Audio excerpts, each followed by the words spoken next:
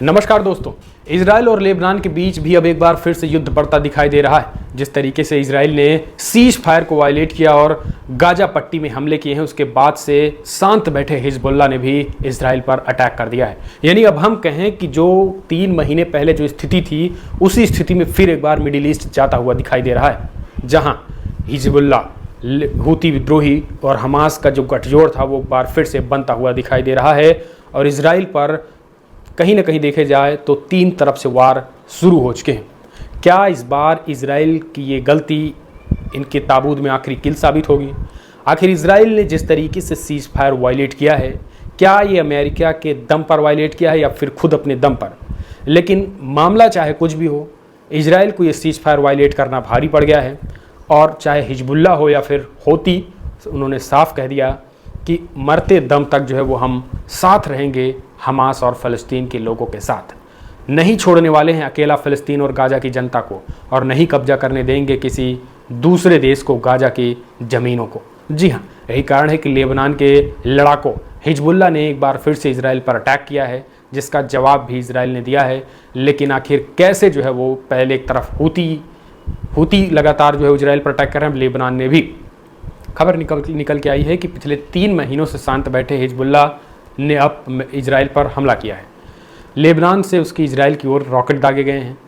भले ही इन रॉकेट्स को इंटरसेप्ट कर लिया गया हो, किसी की जान नहीं गई हो, कुछ लॉन्चिंग पैड पर जो है वो गिरे हों, लेकिन इजराइल इसे गंभीर मान रहा है। लेबनान से सुबह एक के बाद एक ताबड़तोड़ 5 रॉकेट उत्तरी इजराइल की ओर दागे गए थे। इनमें से 3 को इजरायली सेना ने हवा में ही नष्ट कर दिया है और कुछ रिहायशी इलाके में जा गिरे हैं, जिससे तनाव बढ़ गया है। अब इसके जवाब में इजराइल ने दक्षिणी लेबनान के कई स्थानों पर तोपों से हमले किए हैं और इजरायली लड़ाकू विमान दक्षिणी लेबनान के ऊपर लगातार उड़ान भी भर रहे हैं। अब इस मुद्दे पर इजराइल के रक्षा मंत्री ने कहा है, काटजू ने कहा है कि इस हमले के बाद बड़ा बयान दिया। उन्होंने कहा कि मैतुल्ला और बेरूत एक समान है। क्या इस बयान का मतलब ये है कि इजराइल बेरूत पर हमला करने की योजना बना रहा है? अब तक इस हमले की जिम्मेदारी किसी ने नहीं ली है। दबे जुबान हिजबुल्लाह पर यह आरोप लग रहे हैं, लेकिन इजरायली सेना का मानना है कि इसके पीछे हिजबुल्लाह का ही हाथ है और हिजबुल्लाह ने ही इजराइल पर रिहायशी इलाकों को निशाना बनाकर हमला किया है। इजराइल के सैन्य प्रमुख एयाल जमीर ने चेतावनी दी है कि सेना इस हमले का कड़ा जवाब देगी। उन्होंने कहा है कि सुबह हुए हमले का सेना कड़ी प्रतिक्रिया देगी। लेबनान के प्रधानमंत्री नवाफ ने भी बड़ी बात कही। दरअसल नवाफ सलाम ने इस घटना पर गहरी चिंता जताई। उन्होंने कहा कि हमला देश को एक और युद्ध में ढकेलेगा। उन्होंने सभी सुरक्षा एजेंसियों से सतर्क रहने और शांति बनाए रखने की अपील की है। हालांकि इस मुद्दे को लेकर हिजबुल्लाह की तरफ से कोई बयान नहीं आया है। फिलहाल इजराइल और लेबनान के बीच संघर्ष बढ़ने की संभावना बनी हुई है। अब क्या दोनों देशों के बीच युद्ध फिर से छिड़ेगा या राजनयिक प्रयास इस स्थिति को नियंत्रित करेंगे? इस खबर पर नज़र बनाए हुए हैं। लेकिन लेबनान की आधिकारिक न्यूज एजेंसी एनएनए के अनुसार इजरायली युद्धक विमानों ने दक्षिणी लेबनान के पूर्वी क्षेत्रों के ऊपर जो है उड़ान भरी। इजरायली ज़मीनी सेना एल हाफ्सोस पहाड़ियों पर स्वचालित हथियारों से हमला भी किया।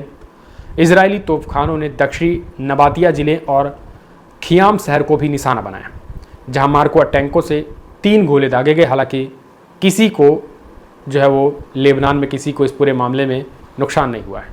खबर ये निकल के आई है कि इजरायली सेना सीमा गांव हुला, मरकावा और कफर किला पर भी स्वचालित हथियारों से फायरिंग की। दरअसल 27 नवंबर को हुए संघर्ष विराम ने हिजबुल्लाह और इजराइल के बीच 1 साल से अधिक समय तक चले संघर्षों को काफ़ी हद तक रोक दिया था, जिसमें इजराइल ने ज़मीनी सेना भी भेजी थी। लेकिन अब ये युद्ध फिर से तेज होता दिखाई दे रहा है।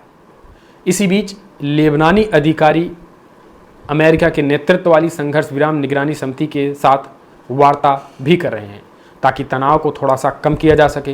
हालांकि इजराइल और हिजबुल्लाह दोनों के रुख को देखते हुए ये कहना मुश्किल है कि ये वार्ता सफल होगी, क्योंकि हिजबुल्लाह ने स्पष्ट कहा कि गाजा पट्टी में हमले नहीं रुकेंगे तो हिजबुल्लाह फिर से हमले करेगा।